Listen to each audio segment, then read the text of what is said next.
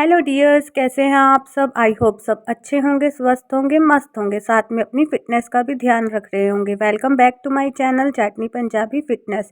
जैसा कि मैं कहती हूँ, आपको अपनी डेली लाइफ में वर्कआउट एक्सरसाइज ज़रूर करनी चाहिए। तो किस किस ने स्टार्ट की है आप मुझे कमेंट करके ज़रूर बताना। और जैसा कि आप सब जानते हैं, हमने 90 डेज़ का वेट लॉस चैलेंज लिया हुआ है और उसका आज है डे 2। तो जिन लोगों ने भी अभी तक अपनी फ़िटनेस जर्नी या वेट लॉस जर्नी स्टार्ट नहीं की है, तो वो जल्दी से इस चैलेंज को जॉइन कर लें, क्योंकि यहाँ पे आपको बहुत सारा मोटिवेशन मिलने वाला है। और साथ साथ जो कब से सोचते जा रहे थे कि आपने अपना वज़न कम करना है और स्टार्ट नहीं कर पा रहे थे, तो उससे आपका स्टार्ट भी हो जाएगा। और यहाँ आपको डेली कुछ ना कुछ अलग एक्सरसाइज मिलेंगी और अलग डाइट भी आपको मैं दिखाऊंगी। तो आपको कुछ ना कुछ सीखने को ज़रूर मिलेगा, जिससे कि आपको वज़न कम करने में हेल्प होगी। जब हम अकेले होते हैं तो हम नहीं शुरू कर पाते, लेकिन जब हमारे साथ कोई और भी कर रहा होता है तो हम उसे देख के जल्दी से कर लेते हैं। वो कहते हैं ना, खरबूजे को देख के ही खरबूजा रंग बदलता है।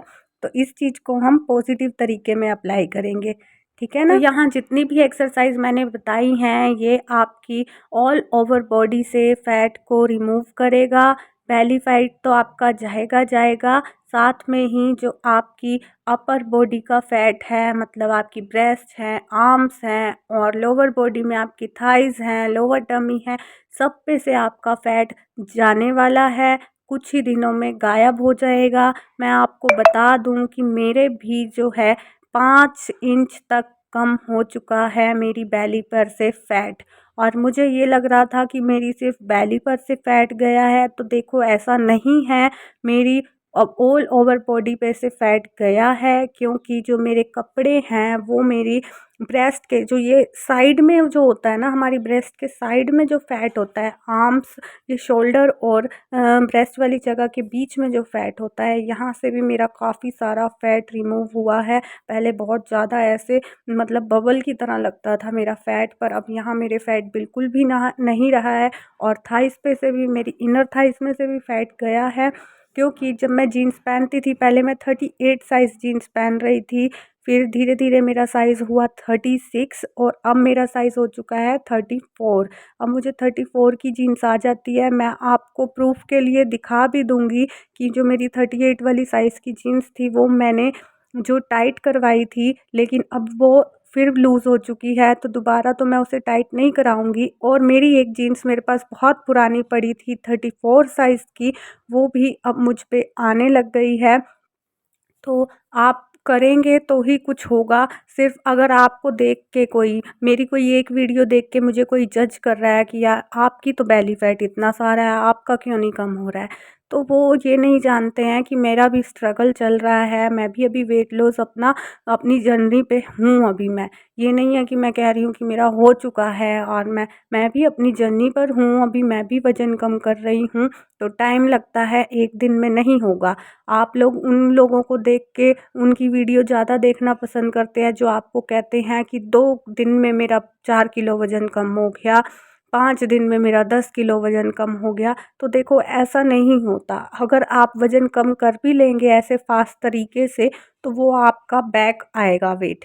तो इसलिए आप थोड़ा-सा अपनी बॉडी पे काम करें, थोड़ी-सी आप मेहनत करें। जब तक आप मेहनत नहीं करेंगे, तब तक आपका वज़न कम नहीं होगा। अगर खाली आप डाइट से अपना वज़न कम कर भी लेते हैं, तो आपकी स्किन जो है वो अच्छी नहीं रहेगी। स्किन को टाइट करने के लिए, स्किन में कसाव लाने के लिए आपका वर्कआउट करना बहुत ज़रूरी है। और वर्कआउट करने से आपकी बॉडी भी लचीली होती है, फ्लेक्सिबल होती है, जो कि बहुत ज़रूरी है। जब हमें कोई भी काम करना होता है तो हमें आलस आती है, इसलिए आलस आती है क्योंकि हमारी बॉडी के सारे पार्ट्स लॉक होते हैं। जब हम वर्कआउट करते हैं तो हमारी बॉडी फ्लेक्सिबल हो जाती है, तो हम किसी भी तरह से बेंड कर सकते हैं अपने आप को। सबसे ज़्यादा प्रॉब्लम जो होती है आजकल के बच्चों में हो रही है, वो झुकना ही नहीं चाहते। नीचे कुछ गिर गया है, वो गिरा रहेगा। मतलब अगर आप हाउसवाइफ हो, तो अगर आप नहीं उठा रहे हो ना, तो वो चीज़ वहीं गिरी रहेगी, बच्चे नहीं उठाएंगे और कोई भी नहीं उठाएगा। तो वो सब होता है अपने आलस के करके, और हमारी बॉडी लॉक हो गई होती है, हमारा दिल ही नहीं करता नीचे को बेंड होने का, झुकने का। तो आप ये एक्सरसाइज़ स्टार्ट कर दीजिए। जितनी भी एक्सरसाइज़ हैं इसके आपको 2 से 3 सेट लगाने हैं। अगर आप 20-20 के सेट लगा रहे हैं तो आप 3 सेट लगाइए। अगर आप 30-30 के लगा रहे हैं तो आप 2 सेट लगाइए। तो ये आपको ज़रूर करनी है एक्सरसाइज़ेस, आप खुद फ़ील करेंगे। जो ये मैंने अब चेस्ट के लिए और आर्म्स के लिए एक्सरसाइज बताई है ना, ये भी आप करके देखना। आपको जो देखने में तो बड़ी इजी लग रही है कि इनसे क्या होगा, लेकिन जब आप करोगे ना तो आपके आर्म्स में, आपकी ब्रेस्ट की साइड्स में ब्राबल्स जो होता है वहाँ आपके फील होगा, स्ट्रेचिंग फील होगी आपको, वहाँ थोड़ा पेन भी हो सकता है। तो आप करना, आपके एक राउंड में ही आपको थोड़ी स्वेटिंग होने लग जाएगी। जब आप 3 राउंड अपने कर लेंगे ना तो देखना आपकी कितनी स्वेटिंग भी होगी इससे। चाहे आप विंटर में भी इन वर्कआउट को करोगे तब भी आपकी स्वेटिंग होगी। जब आप वर्कआउट करेंगे तो आपकी क्रेविंग्स भी कम हो जाएंगी। और अगर आपको चाय कॉफ़ी की क्रेविंग होती है तो आप पानी वाली कॉफ़ी पी सकते हैं बिना शुगर की, वो भी बहुत आपको एनर्जी देती है। पानी वाली आप चाय पी सकते हैं, उसमें दूध और शुगर नहीं डालना है, वो भी आपको फ्रेश फील कराएगी। अगर आपकी आदत बिल्कुल ही मिल्क टी की नहीं छूट रही है तो आप आधा कप डेली चाय ले सकते हैं, इसमें कोई प्रॉब्लम नहीं है। पर आप उसमें शुगर ना डालें तो अच्छा है। और आप शुगर की जगह आप उसमें हरी इलायची डाल सकते हैं। जो हरी इलायची है वो भी एक नेचुरल स्वीटनर का काम करती है और आपको टेस्ट भी देगी उसमें।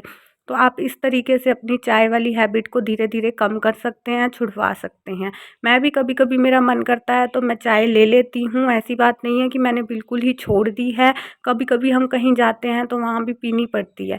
आप जितना अवॉइड करेंगे उतना अच्छा है, लेकिन अगर आपकी आदत नहीं छूट रही तो आप कभी कभी ले सकते हैं, इसमें कोई प्रॉब्लम नहीं है।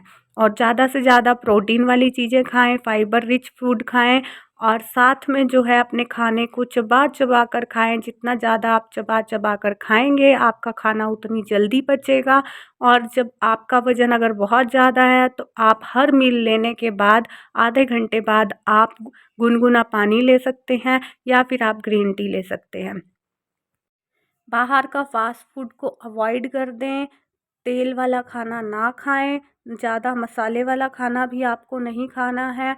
और जब भी आप खाना खाते हैं एक ही बार में ठूस-ठूस के ना खाएं, थोड़ा-थोड़ा गैप करके खाएं, तो इससे भी आपको वेट लॉस करने में हेल्प होगी।